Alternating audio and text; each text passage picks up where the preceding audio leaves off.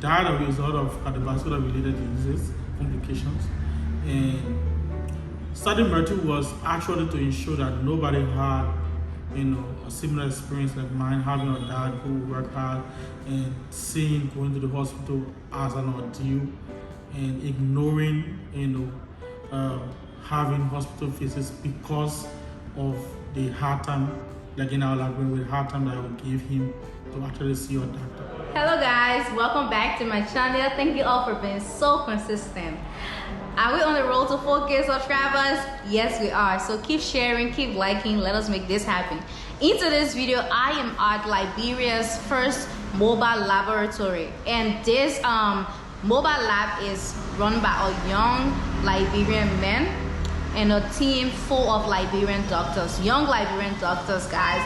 This is amazing. This is like stepping outside of the box. This is being a visionary. This is inventing something. This is, taking Liberia there. And I'm just so glad to have this interview, get his point of view, hear his story, share his story, and let us all support Liberia together. So let us just get right into this video, yeah. Hello, Fine. Welcome to my channel. How are you doing? I'm great. Okay, I see the smile. It seems like you're having a nice day. Yeah, this is a nice day. Okay, so it is really nice having this interview with you because it is an amazing thing to start something that has never been done in Liberia, and it's more amazing because you're a young man. So I think a lot of young people should get inspired by what you do in Liberia. So can you please tell us a little about yourself and the mobile lab that you run in Liberia? Hello everyone, my name is Finney Joshua John. I'm primarily a student doctor, and I run Myrtle Diagnostic Mobile Laboratory. We started Myrtle Diagnostic Mobile Laboratory in 2020, that's like 2 years ago, where we decided to reach out to people at their homes at our workplaces, because going to the hospital at that time was a little bit scary for them. So if people could have people coming to their homes, it was something that we just started, and we thought it was a nice idea to continue. Okay, so I think around Corona, the whole Corona period in Liberia, I started seeing flyers, Myrtle's flyers. And since then, it has been a journey. So what are some of the challenges that you have faced along the way? So, health equipment are very, very expensive. And besides that, the day-to-day activities of running a clinic or mobile laboratory that we're running is a lot, because we need to pay the nurses, we need to have doctors, we need to have test kits and reagents that we use for our machines. So the challenge initially was having those machines that we didn't have, because we started in 2020, early 2020, when Corona was actually announced. We were actually not doing tests at our lab. So we just found a little gap where people were afraid to go to the hospital, and we decided to have a nurse. We had just one nurse then, and we were doing our tests at other clinics. So we were going to the homes and then getting that test results back and then giving it back to those people. And then we had people who were like interpreting the results, basically. So that was the first challenge that we had. Another challenge was a place that we could have and call our office, because when we started initially, people started being skeptical about who we were and where we were from and where we were located and all that. So it was almost like an online basis that we were doing. And it was not just enough for people who entrusted that specimen to us. So getting a place was another thing. Another challenge too was increasing the workforce. It's not cheap to run a place. It's not cheap to also pay people. People take advantage of because of the cheap labor costs in Liberia. But if you actually have to get people involved into your work and your vision, you have to also pay them, and the return has to be a lot. So those are the three main challenges that we had. So we envision Myrtle being a one-stop shop medical diagnostic center, and in that light, we want to ensure that Myrtle can have all the equipment that it needs to have that come to reality. I mean, that is really nice, right? I mean, so many things, so many goals, and Myrtle has 2 office spaces right now, right? I mean, you talked about how hard it was getting an office space, and now you have 2 in town. Yeah. Okay, and now you have 1 in town, and you have 1 in Painesville. How does it feel? It's relieving. What actually push us to town is not actually the need to come to town and have Myrtle being the face of the center of town, but basically to ease our reach out to people. It's hard. We actually tell our nurses every day and all workers at the lab, ensure that every person that calls you be reached out to. And sometimes when someone is in Cinco, we take for example, the person is in Cinco maybe, or let's say central town, and the person wants to do a malaria test. The cost of leaving Painesville to come to town. And more than a test.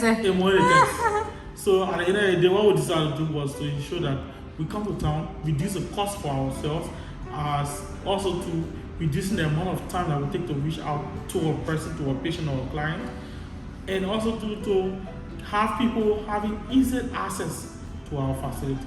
That's the reason why we came to town, and it's a nice thing. I'm very happy. Okay, so before we started this interview, you started talking about the process, not just wanting to make something available to Liberians, but also the way in which you were able to save up in order to start up Myrtle.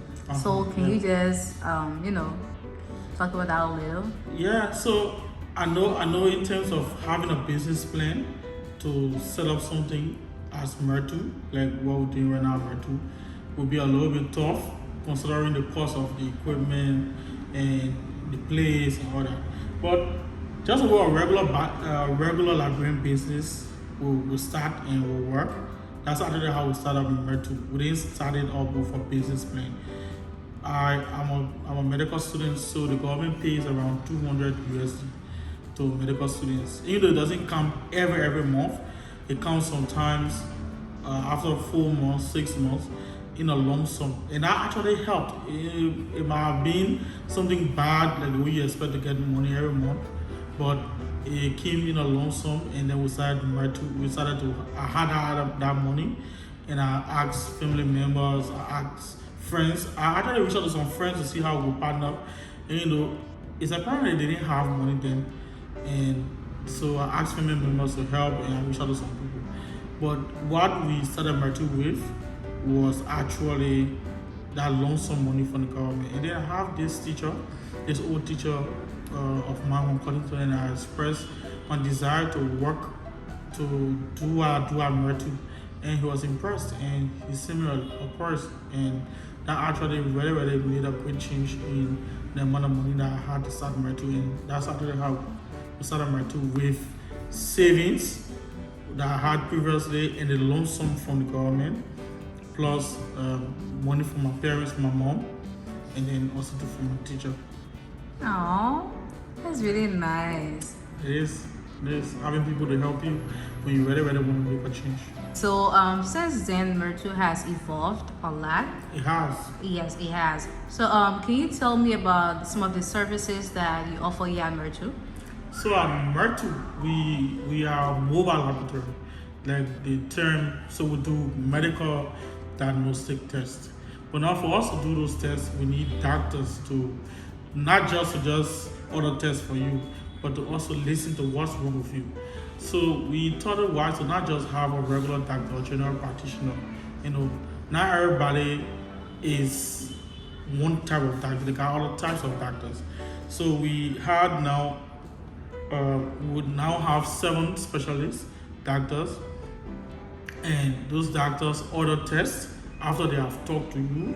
They order tests for you, and they can now prescribe medications for you, and then they follow up. The nurse will follow up with the regimen of the treatment. Okay, so what are some of the tests that you take here? So we do, it might not be something that you already master, but we do firstly the routine tests that people regularly do. The routine test is just the regular test that the name depict. So you have malaria, typhoid, and all that. That's done at every facility. But we also do chemistry tests, like the liver function, kidney function, cholesterol, and the likes. We also do hormonal testing, where we do tests to know whether somebody is capable of conceiving viable for reproduction. Where you do the prolactin, progesterone, and the likes. We do another type of hormonal test, testosterone. We do a couple of those tests that you might want to, that everybody will have.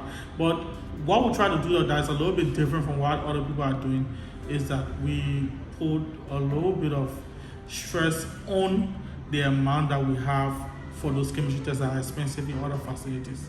And I think our healthcare delivery system has actually transcended from depending on donors and depending on healthcare organizations, international healthcare organizations, and we are actually just depending on innovations that will ensure that we can have or sustain healthcare delivery system that is good for our people. And that's the reason why we have METU, and just an encouragement to everybody, people who are involved with METU, to use innovation to solve problems. Thank you. Okay guys, so thank you all so much for watching this video. Thank you all for being so consistent. This interview has been amazing. And this is Fanny, the CEO of Myrtle. You already know that. So I'm going to leave all of the information that you need to reach out to Myrtle. It will be in the description box, so you can reach out to Fanny, talk with Fanny, work with Fanny, and just find ways that you can work with him in order to promote good healthcare in Liberia. So thank you all so much. I love you. Bye bye.